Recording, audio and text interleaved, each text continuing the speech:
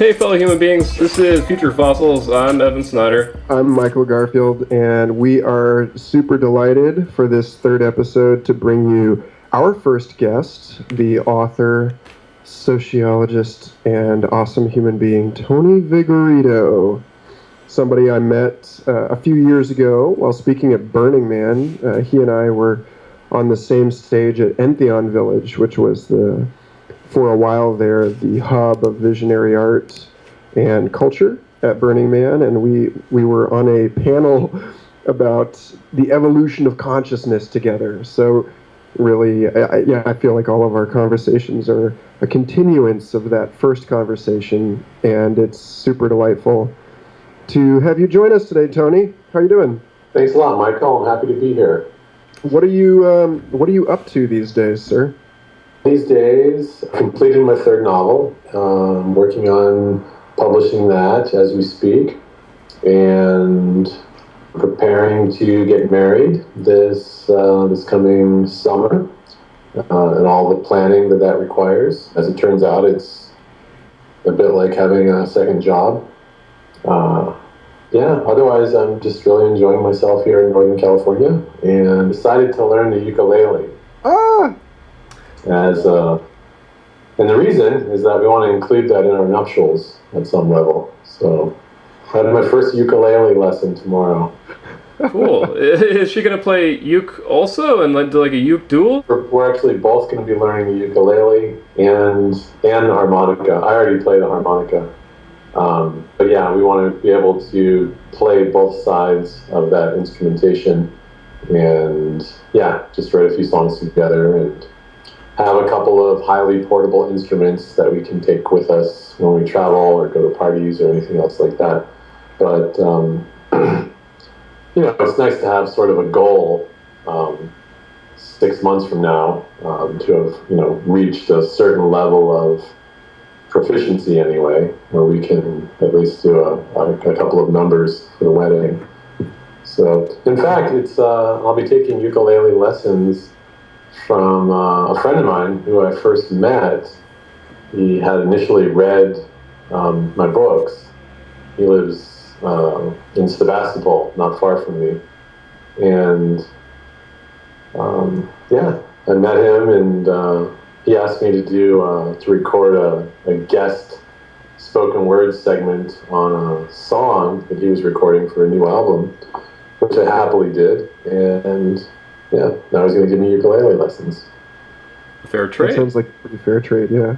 So, Evan, I know you know this because I sent you some of Tony's writings, short writings, some of your essays, Tony, before this talk. But it seemed like, I was considering, in the few days since we recorded our last podcast, how already, we didn't really know what this show was going to be about. We knew... True. Getting into it that this entire podcast, we're both obsessed with time and legacy and responsibility and the deep past and the deep future, science fiction, calendars, clocks, all of this stuff.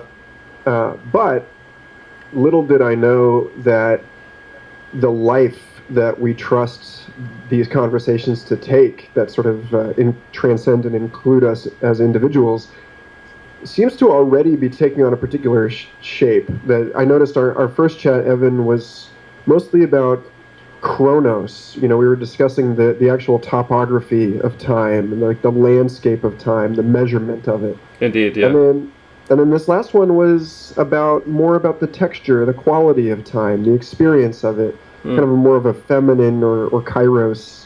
So it seems in kind of a sacred geometry of numbers way, utterly perfect that we have you on, Tony, as our first guest for this third episode, because 3 is the number of synthesis, and so much of your writing involves synchronicity and this nonlinear approach to time, sort of transcend and include both the clock time and the natural cycle, like lunar rhythm of menstrual time, if you will. There's something awesomely personal and human, but also transcendental about the way that you work with time in your books, and I'd love to just kick it off there and see what is it in your history that has led you into this desire to express this kind of stuff in your writing. In correspondence with another friend of mine who is also a writer, he sort of brought that to my attention very recently for the first time, that sort of characteristic of my writing. As a writer, I'm sure you can also relate, your conscious mind is largely oblivious as to, why you are creating the things that you're creating, or why you are writing in the way that you're writing. In any event, he offered me this term from Buddhism, and it's called the interpenetration of realities. And I guess this term describes how, at any given moment, we're actually operating on multiple levels of reality. We sort of experience it in this, relatively consistent consensus reality, but in fact, we're also experiencing our entire history, our entire future, not only that, but also our dreams, our imagination. All of that is coming to bear in each present moment. And so for me, I think that's sort of where this fascination with synchronicity comes from, is the notion that there is so much more going on in any given moment than we ever give it credit for, right? And that if we admit more information than we normally or otherwise would, we sort of start getting a sense of everything else that's happening, and how there is, in fact, a life to be experienced that is just saturated in meaning. Absolutely. This is a great synthesis of our last two conversations, Michael. And Tony, thanks for your intro of your thoughts there, man. That alone could give us several hours here, I'm sure, to chew on. If I'm ever just sort of artfully dodging your questions, feel free to follow up on that, and don't allow me to just get carried away with my own formulations. Well, you're our guest, so that's part of why you're here, man, is that exact reason. And Michael and I do that on our own. I'm happy to take a back seat for now, and I'll have a few things along these lines, especially given your essay that Michael sent me entitled "The Cathedral of Eternity, Chaos, Synchronicity, and the Technology of Magic," which I think we should really link to in this podcast in the description, and I really encourage everybody to read. It's very much a reflection, I think, of a lot of our experiences. So, yeah, actually, Tony, when I think I first heard you speak, it was on the topic of synchronicity. You were discussing, first of all, like, we have this sort of inescapable scientific reality that this term, synchronicity, which has taken on kind of a woo-woo flavor by its abuse in the New Age community. It's actually totally normal that things happen together. We don't need to make metaphysical the conversation around quantum entanglement, or even simply around the co-occurrence of events. How similar minds with similar experiences may have similar ideas at similar times, like the way that Charles Darwin and Alfred Russel Wallace sort of co-discovered the theory of natural selection. So on the one hand, there's this thing that's like, oh, okay, well, the fact that something seemingly causally unrelated to this other thing happens together with it, that's kind of basic and mundane. But then there's this other part of it where you were talking about a series of experiences that you'd had where that inexplicable relationship where, the mind does not yield an obvious chain of cause and effect in the experiences of your life, and sort of magical things started happening to you. And you were talking about how you were trying to run it through in your head that this is just something that the brain does when you're going through a difficult experience, that it's like your body's defense response to try and find a pattern when things are chaotic. And so I'd love to hear your riff about that, and specifically the relationship between the chaos and the novelty and our ability to, find or not find a pattern in things, and whether this is, merely in our heads or whether it points to something greater. These are all cool questions that we could pick apart in the next few. Sure. Well, I remain astounded at that particular period of my life, and I still don't really have any, and I don't expect that I will ever settle on any solid explanation of what the phenomenon of synchronicity is. All I can do is sort of is reflect back on it, and the story is essentially that I decided I was going to write a novel about synchronicity. That was my second book. And, approximately 1/3 or 1/2 of the way into the book, I found myself very, very dissatisfied with how it was turning out. I felt like I was writing about this phenomenon that I recalled from an earlier phase of my life, but that I wasn't really experiencing in my present life. And I had read a dozen or 24 books on the topic, and I had a lot to say about it, but I didn't have a lot of experience in my daily life. And in the midst of writing this book, in fact, just a couple of weeks after I vocalized this frustration, I went through a painful breakup. A relationship that had lasted about a decade just very suddenly sort of disintegrated.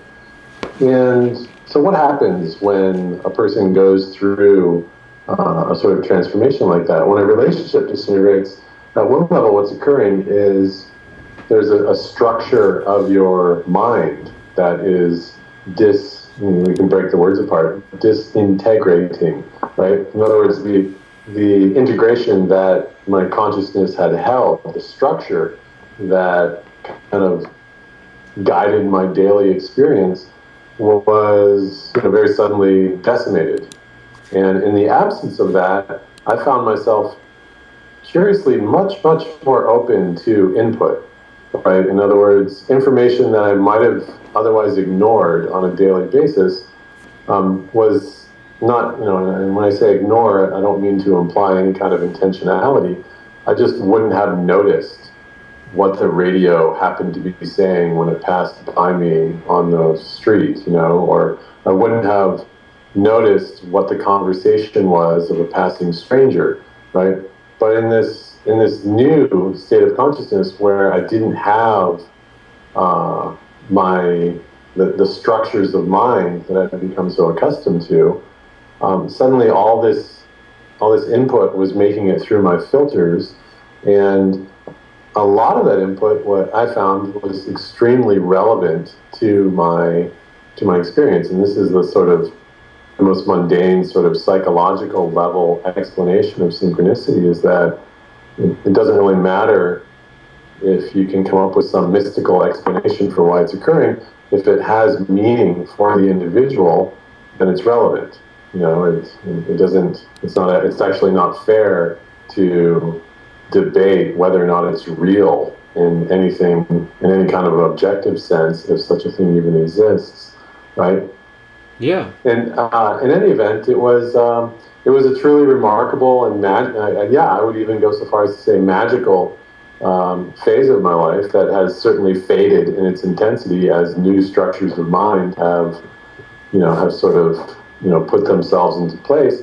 But it doesn't really require something as traumatic as a painful breakup to achieve this. People report in the psychological literature. People report synchronistic experiences at the beginning of a love relationship, at the end, the death of a loved one, or even something like traveling is sufficient to upset your structures of mind such that you become open to new information.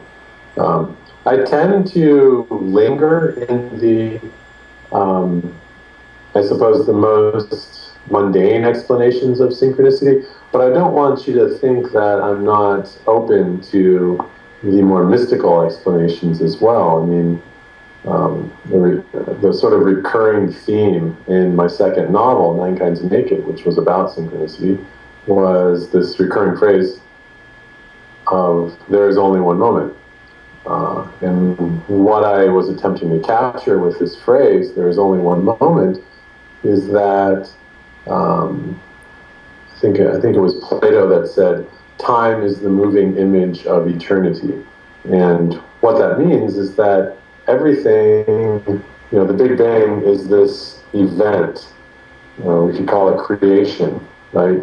Or we could call it the universe, but it's just this event. There is only one moment, and it happened, and it's happening, right? The Big Bang is not however many billion years in the past, right?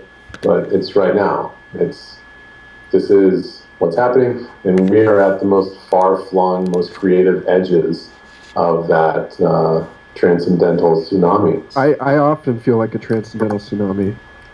Sure, and don't we all at some point, Cool. Yeah. So with that said, Tony, that was a great ride through the experiential and I think more pragmatic aspects of synchronicity, and one thing it really made me think of was in the more biological, Darwinian evolutionary sense, that say if a certain food source became unavailable for a species, take for example one of our ancestors, it would be somewhat akin to losing a partner or a job or some other resource that we ascribe to more Western values now, or modern cultural human values in general.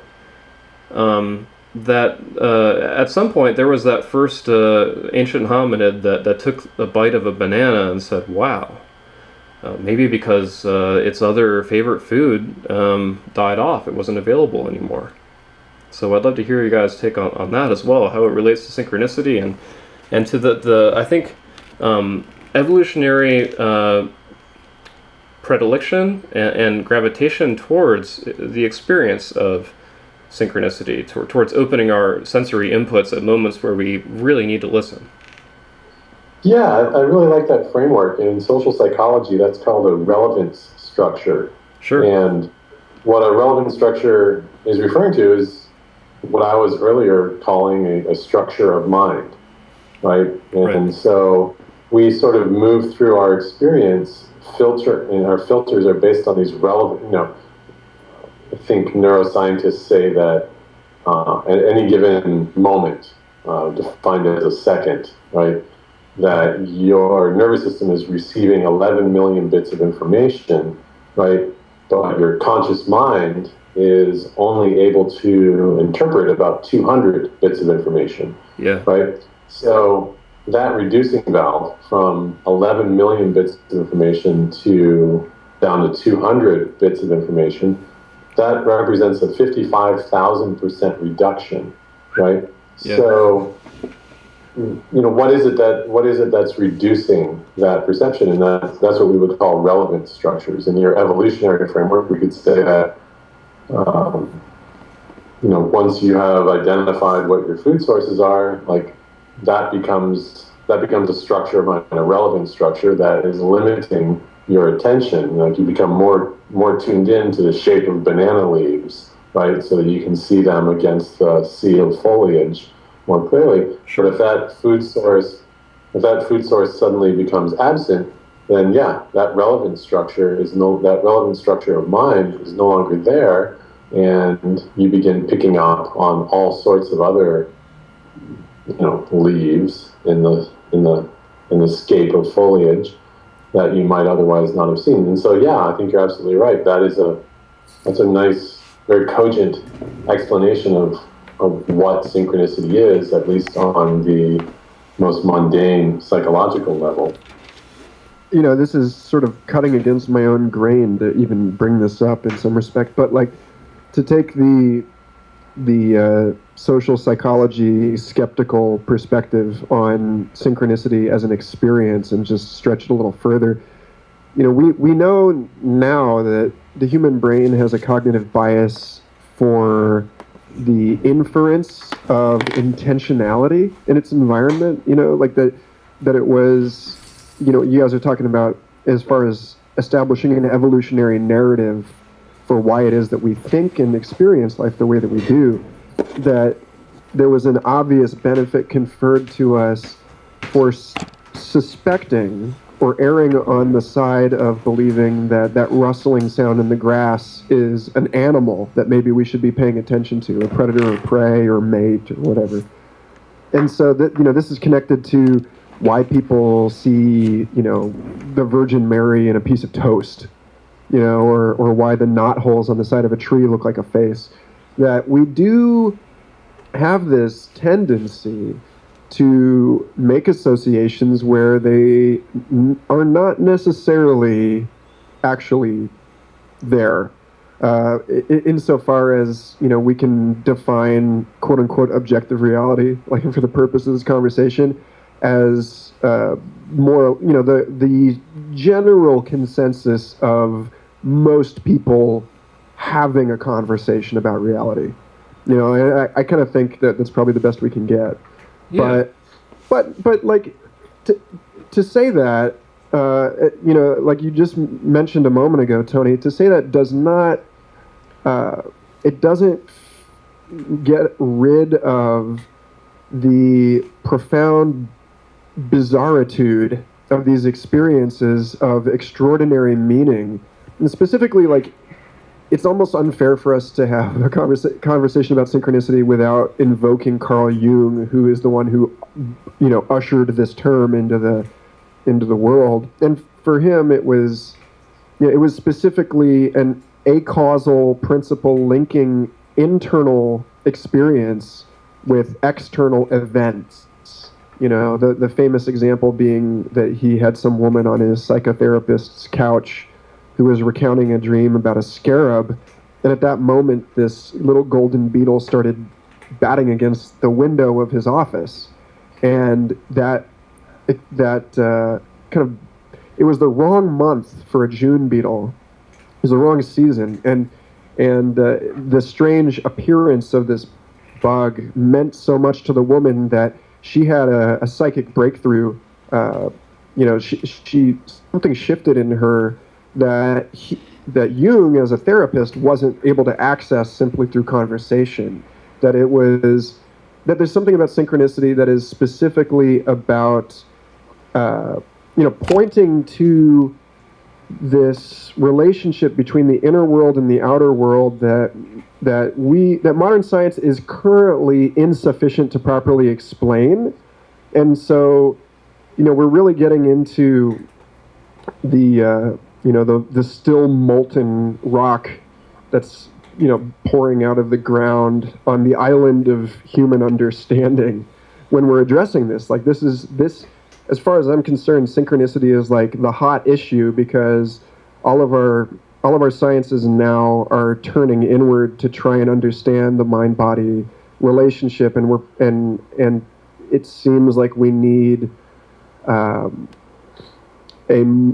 we may end up having to give up this sort of basic relationship about cause and effect, and one thing leading to another thing, and accept that science is really more honestly and more basically about correlations and just noting consistent correlations. And in which case, science may ultimately be, in 100 years, primarily the study of synchronicity, because we will have abandoned this notion that we can really reliably and reproducibly study cause and effect.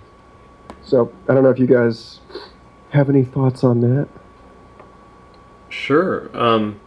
Tony, I want to hear your thoughts first and foremost. There's one quick thing I think I might toss in there, which is in DSP, or digital signal processing, the signal-to-noise ratio, which is, the extrapolation of sort of the determination of valid bits and information sent through any electronic signal versus that which is noise and somewhat irrelevant.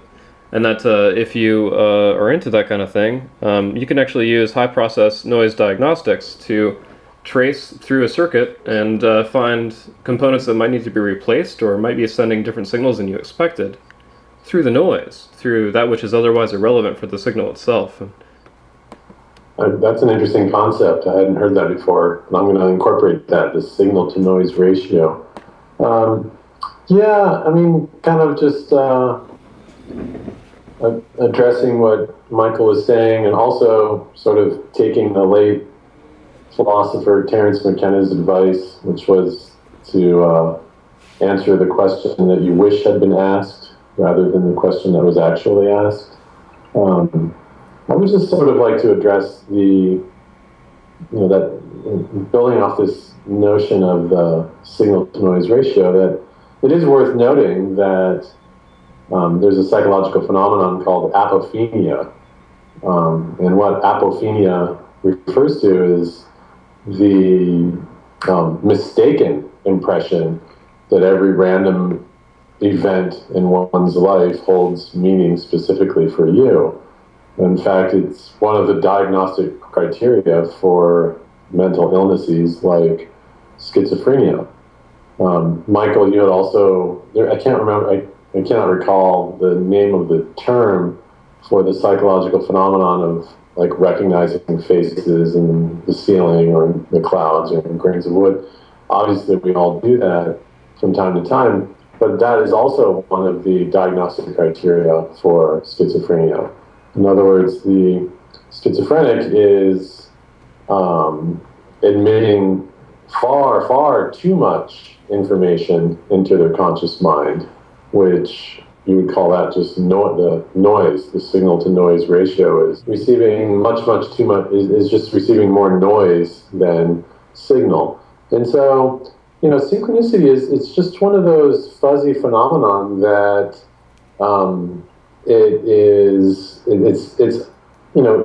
given this framework, it is obviously an aspect of expanded consciousness. If expanded consciousness means, receiving more than your allotment of 200 bits of information per second in your conscious awareness, maybe if you bump that up, you double it to 400 bits of information because of some, relevance structures that have recently become irrelevant, that can be beneficial. But,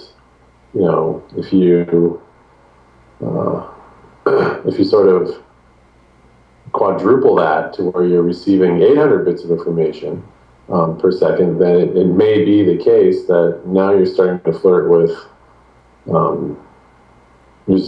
mental illness, and a person that is,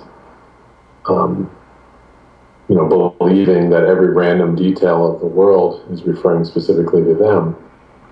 But now we arrive at, a whole fresh can of worms in terms of the relationship between mental illness and visionary experience. I don't even know if we want to journey down that pathway. Yeah, let's do it. We can, yeah. We got time here, and I think there is also a parallel, even again, just to take it back to electronics, as kind of another dimensional exploration of that, which is the idea that you can have in a computer system an overload, or in an electronic system an overload. The idea of overclocking. I feel like those parallel somewhat a lot of our in the DSM, what is it, DSM-5 now, criteria, DSM-6 coming up. The idea of like a overstimulation or hypervigilance, chronic anxiety, those kinds of things. I feel like they're actually somewhat similar to opening up too many ports, to having difficulty differentiating the signal in the signal-to-noise ratio. And social media, all those things definitely hold a significant series of factors in that equation. So that's my take on how to look at, for now, my interrelation between technology and humanity as being somewhat echoes of each other and not being too dissimilar, but strikingly dissimilar in other ways too. Well, so there's this issue of relevance that we keep coming up on, because mental illness is relative to the society in which individuals of a particular neurological type are born and raised. And so it's when we say that someone is schizophrenic, it's because they're looking at the corner of the room like a kitty cat. They're seeing something that we don't see. And actually, Phil Dick, the science fiction writer Phil Dick, wrote a number of really fabulous pieces in his, you can find in his collection of essays on the nature of madness. And he was my first introduction to the idea that these people are not wrong so much as they are irrelevant, that they're perceiving realities that, maybe children were perceiving before they learned that the adults didn't care. And well, I might differ just ever so slightly with you on that note, Michael, in that, let's see, how shall I say this?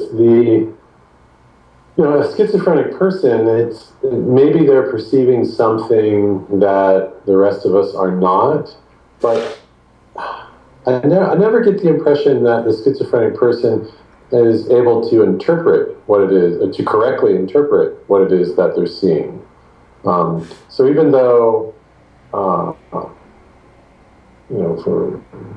brought up Philip K. Dick, he was very, very fond of amphetamines, and amphetamine dopaminergic, and so artificially elevated dopamine levels will, create a psychosis, and a psychosis is essentially an incapacity to correctly interpret your reality, right? So, I guess I respect the notion that a schizophrenic, especially insofar as that is oftentimes aligned with visionary experience, perhaps they are perceiving, I think in our framework, they're obviously perceiving more of reality than what we would call a normal person, but I don't get the impression that they're able to interpret what it is that they're receiving. And I think that's when mental illness becomes problematic, is the person feels, they use Philip K. Dick, he had this certainty that there was this, vast active living intelligence system that was hiding on the dark side of the moon, that was influencing all of human affairs and human history. I don't really know that we have any reason to believe that is the case. I think we can take him at his word that he was perceiving, the presence of some greater intelligence, but whether or not that's a benevolent or malevolent, force, I'm not sure that, the mind of a mentally ill person is prepared to make that distinction. I don't know if that makes sense. Yeah, we don't really. I think the issue here is twofold as far as what you're pointing at. One is that I don't think any of us can be really trusted to make any kind of final determination about our experiences in isolation. And I think, conversation is an essential part of our experience and our definition of reality. And so when we're having experiences that no one else is having, there's no one else to bounce it off of, to test it, and I think that that's a huge part of it. But another part of it is that there's this kind of messy relationship between the states of consciousness to which we have access and our own level of development psychologically. And I think that it seems to be the case from psychological literature that as people get older and wiser, which is not always the case that one comes with the other, but that wisdom seems to be about the tolerance of ambiguity. It's like how long can you keep your mind from clamping down on a particular story about what you're experiencing? How long can you retain that beginner's mind and that sort of classical skepticism? And so, I think that obviously most of us are probably wrongly interpreting our sense data all the time, but definitely. We are doing so within a context of people who agree with those determinations, because the wrong interpretation sort of falls below the radar of social evolutionary selection pressures, if that makes any sense. Yeah, I mean, you're talking the confirmation bias of sort of that 0 to 1 information state, whether or not it becomes relevant or irrelevant. Yeah, but the thought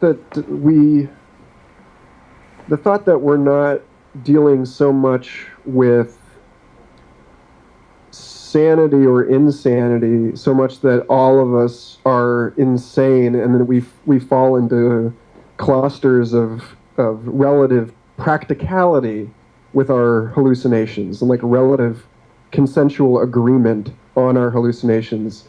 And I think that kind of gets back to your earlier point, Tony, about like there's no point in really, it's not really fair to discuss whether or not this stuff is real, but perhaps, the only way that we can really talk about it is in terms of its applicability to our lives.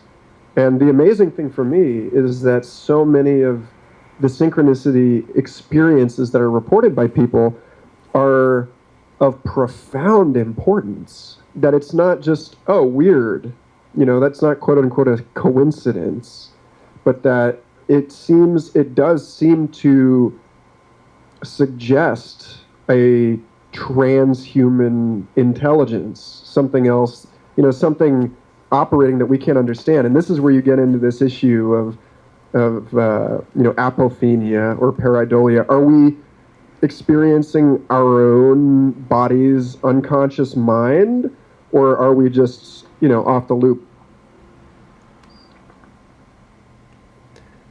Well, Tony, I'd love to get your input on that. I guess I'll take this for a second, unless you want to. Sure. Cool. So I kind of want to, yeah, go ahead. Yeah,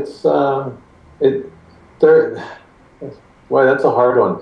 It's, I guess I'm struggling to find my words here, because, I've had my own set of experiences that sort of would seem to defy any explanation other than any explanation other than magical thinking, to put it simply, right? And that's not something my academic training it doesn't really permit me to go there very frequently. But I think in my essay, I drew upon this quote from, I believe it was Isaac Asimov, and he says that any sufficiently advanced technology is indistinguishable from magic.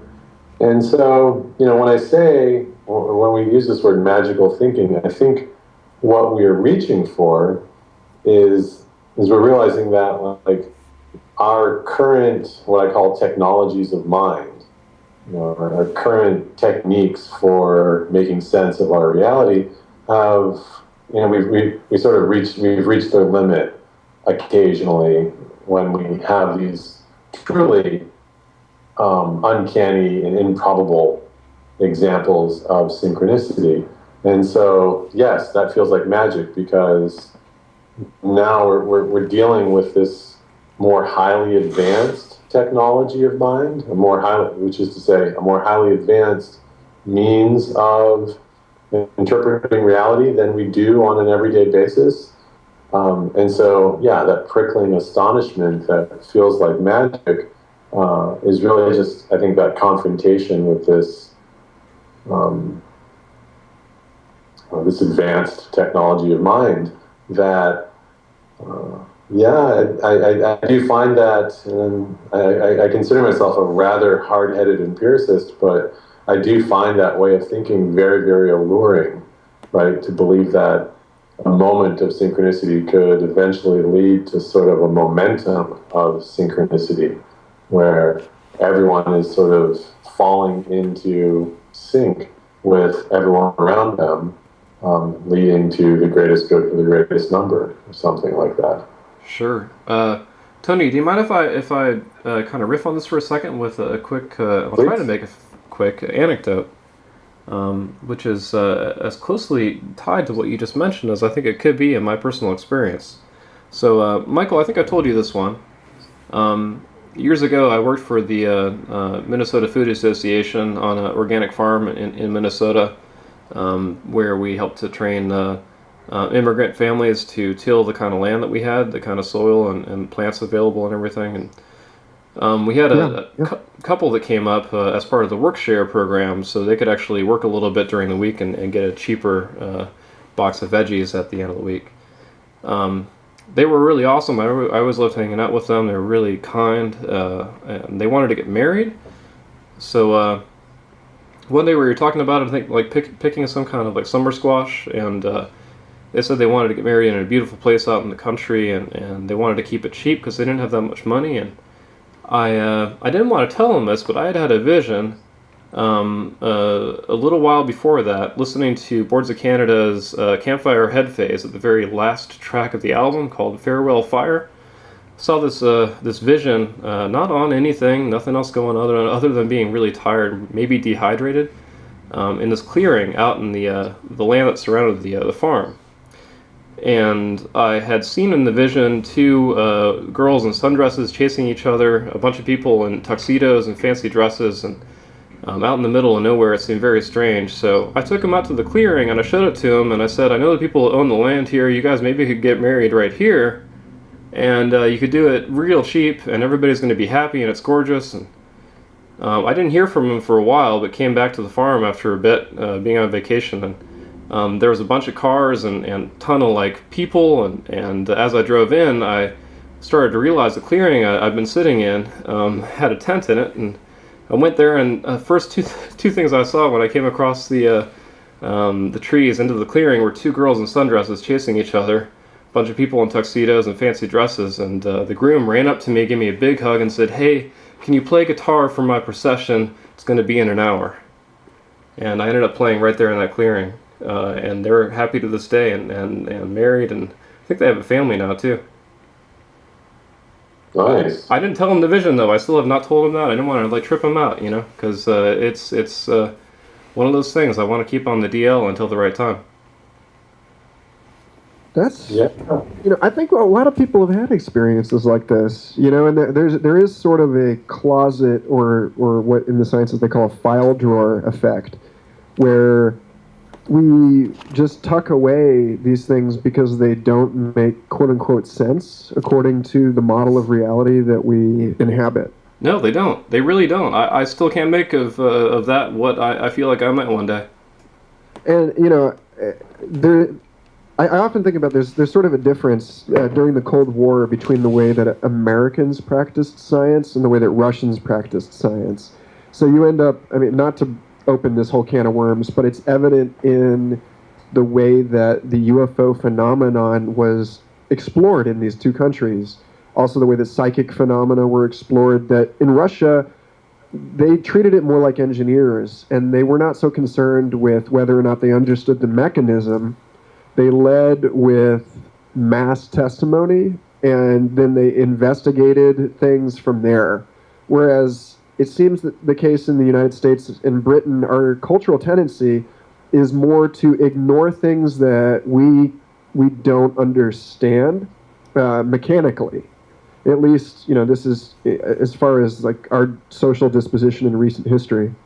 And so, you have people that are at very high-level institutions like the Princeton Engineering Anomalies Research Lab who have done very tight, very well-supported research on these issues of synchronicity, and they've managed to create these very cleverly designed experiments that stand up to the rigorous scrutiny of metastatistical analysis, and yet after 27 or 28 years of this research, they still have no idea what was actually happening, only that it's happening. So it seems like to stand on the shoulders of Richard Tarnas here, who's a historian who wrote the book Cosmos and Psyche. I don't know, Tony, do you know Richard Tarnas? He's out there in San Francisco. No, the name does not ring a bell. He teaches with Stan Groff at the California Institute of Integral Studies, but he wrote a book called Cosmos and Psyche, in which he makes the argument from a study of history, and it took him like 30 years to write this book. It's an absurd work of scholarship. It's amazing.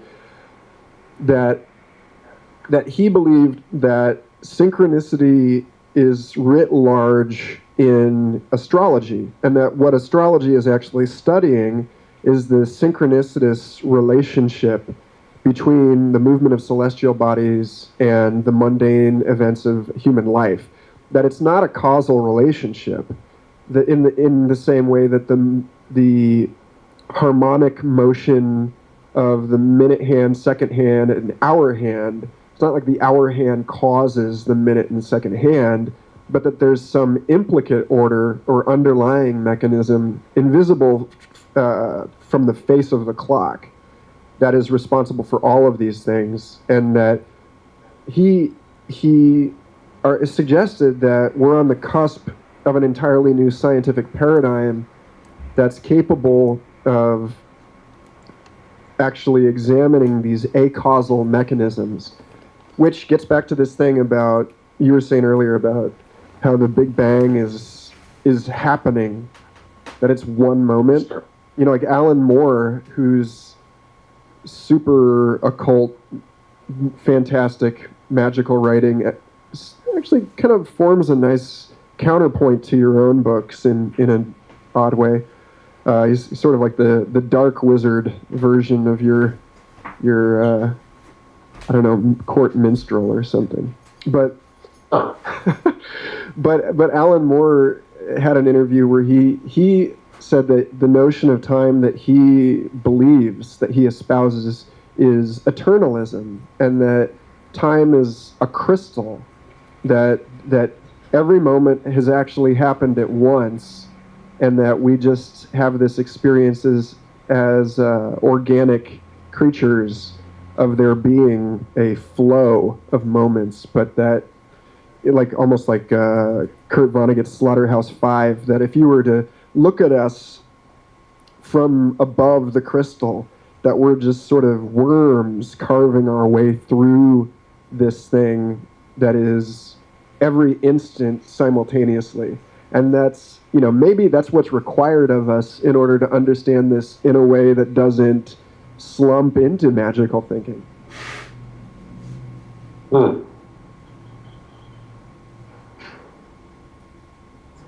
Yeah.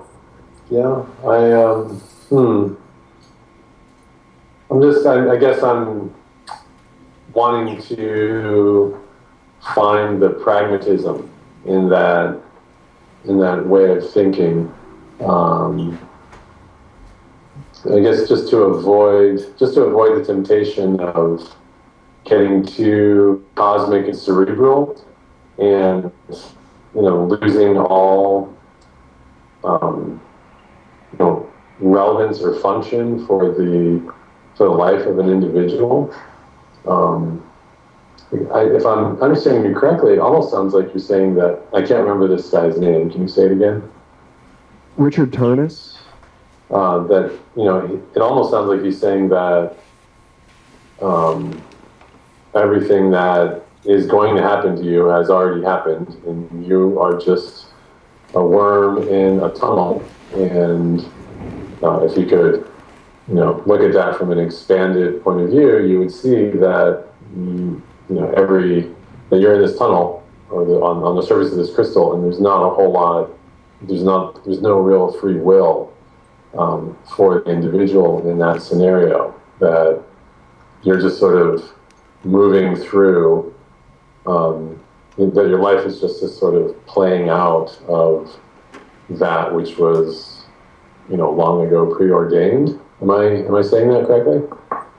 I don't know that. Yeah, this is where it gets kind of funny, because it does. It's obvious that we can't really have this conversation without addressing the ancient philosophical argument between free will and determinism. Right, or I would interject for a second, Michael, and say we also can't really have this conversation in full without the modern cultural milieu relevance of quantum physics, if we want to take it in that direction. Like the idea of, Vonnegut's worms tunneling through reality being perhaps maybe just the collapse of a quantum state, like the observation of that which is otherwise not necessarily random, but in a pre-observed, fuzz or quantum foam. Yeah. So I mean, there's a couple different ways that I've seen people pick at this particular knot, and one of them is that when we get to the fork in the road, like the Yogi Berra deal here, not to unintentionally invoke the quantum multiverse, but that when we reach a fork in the road, we take it. And I think, as far as a heuristic for whether we're sufficiently addressing problems of this complexity, when we get to the fork in the road between free will and determinism, they're both such persistent structures philosophically, and they're both so undeniable in their own right that it seems again that what we're talking about is that free will is an experience thing, and determinism is a descriptive thing, and that they're sort of perfectly correlated as partial and insufficient descriptions of this other thing that's beyond both these basic internal-external divisions. Does that make sense? So it's like, I don't know that it really matters. Yeah, and also I think you're correct. I think the basis of that, this epic debate between free will and determinism is really that they're operating on two different scales, and that if you want to talk about free will, think of it this way: like you're sort of a passenger on a juggernaut of human history, right? This sort of runaway train, and there's this question of like, well, does the individual have free will? Like, well, sure, you can get up and change your seat, right? If you're, if you have a tremendous amount of will, you can even, change the, maybe the railroad cart that you're in, right? And go to the bar cart or something like that, right? But you're still going to be on that runaway train, right? That in the direction that runaway train is headed, I think that is deterministic. That the juggernaut of human history, I think it does have a direction, and that given the conditions that were coded into our nature and our DNA, I think that it's moving into an inevitable, although as yet to be determined, transcendence or outcome or apocalypse or who knows what, right? But right, yeah. So an individual still has free will, but I don't know that any individual's free will is terribly relevant to the direction of the story. Of the story. Sure. Yeah. I mean,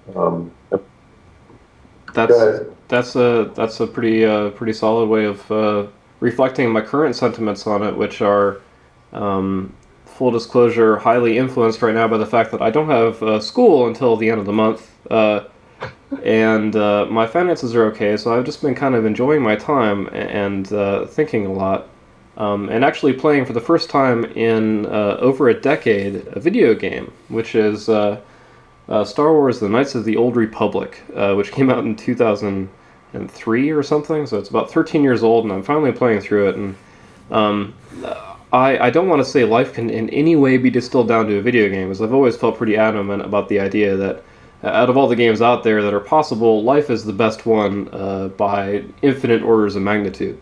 in terms of the complexity and the variability, the customability, all variables thereof. But in Knights of the Old Republic, you can choose to be either sort of a Jedi or a Sith or anything in between, the dark and the light side of the Force, so to speak, on that gradient. You can customize your characters, you can do whatever you want within a certain chronology, but ultimately the story is the story. The hero's journey is a archetype that the story does not deviate from. And I won't give spoilers about the game, even though it's 13 years later, just to cover my bases, but I'll leave it there, because I know it's kind of trivial, but I feel like, Tony, you might want to take it back to earth here. It seems like you've been mentioning the idea of pragmatism, which is my favorite philosophical trajectory typically, which is how do we apply it to who we are, where we are, what we're doing.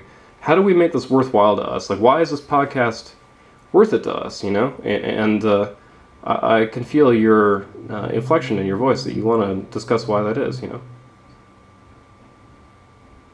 Oh, sure. It's... I think the real utility of this way of thinking is it's a way of admitting one's own Socratic ignorance. It's a way of admitting that and reminding oneself that I don't have everything figured out, and just because my psyche automatically constructs these relevance structures that guide me and also limit me. It's worth. I think it's worth flexing one's psyche from time to time to open oneself up to what other information might make it through, that might reveal to me, to use your analogy, a better food source than a banana, if such a thing is possible, it's for me, that's the real value, I think, of synchronicity, is especially if you're sort of working hard in your life, trying to manifest, one specific vision of yours, and you're meeting an obstacle, and meeting an obstacle, and meeting an obstacle, right? I think that, this way of thinking could actually be very pragmatic, Sure. As a means of moving you out of your trajectory, this is what it's supposed to be, this is how it should be, and potentially opening you up to new sources of information or inspiration that might reveal to you a solution that you could have never foreseen in advance. I'm speaking as a novelist. I can testify to the fact that I've resolved problems in my stories in ways that I never could have imagined, on the night that I sat down to begin writing that story, right? It was only because I sort of dared myself to sort of wade into, the unknown future of the story that I was writing, that, solutions that, I could have never imagined sort of presented themselves to me. And I think that's a way of, you could apply that to the story of your own life as well. Yeah, or the hero that we all are on the journey that we all have to journey. So Tony, man, that was really fun for me. I hope other people out there were able to, tap in at your level and get from that some good pragmatic, juicy stuff for your week here, or whenever you happen to listen to this. And definitely check out Tony's website if you get a chance. I highly recommend it, and we'll link to that here in the comments again. Michael and Tony, I'll let you guys take this one out. Evan again, and this is Future Fossils. Yeah, I guess really my only thing before we put a pin in this, and you all go off to read 9 Kinds of Naked in just a couple of days, is, Tony, one of the ideas that we've had about this podcast is this notion that the future is listening, and that as it is that the Big Bang is constantly roiling out ever greater, that there are more people paying attention to a given moment of the past then we're alive at that time. And so there's almost if this trend continues, then we can expect that there will be, vast numbers of people that are archaeologically investigating recordings like this one and the podcasts of our many friends to understand better what it was like to be a person at this time. And so I guess, one of the things I'd love to do as a tradition for our guests, and you can start this tradition, is, if you had a message for the future, what would that be? That's an excellent question. So you're saying that I am the progenitor of this new tradition? Oh, yes. That's at least locally. You're the first in line. Here's what I would say. No ancient wisdom is as great as that which is yet unspoken by the living. Did you just drop your mic? Because you might need to. Thank you, Tony. That was excellent. Again, a good first place right there in terms of the chronological procession. Yeah, thanks so much, you guys. This has been a delight for me. It's always fun to flex my more academic side. And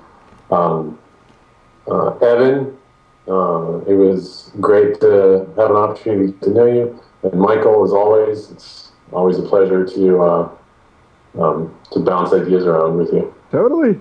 Cool. Well, likewise, man. And we didn't really get to your Tom Robbins affiliation because I'd imagine you already got enough questions on that one, but I was definitely struck by the review that he gave you for one of your more recent volumes, and congratulations, because he's one of my favorite authors. So yeah, he's the writer that offered me the phrase, the interpenetration of realities, that I used earlier in our discussion.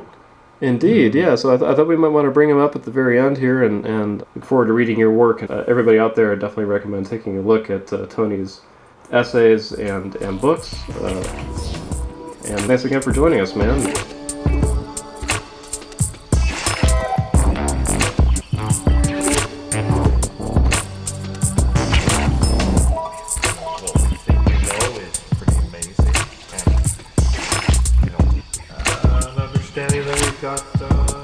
Got a lot more to learn. The work is not done here, and we may not ever figure it out. We probably won't figure it out.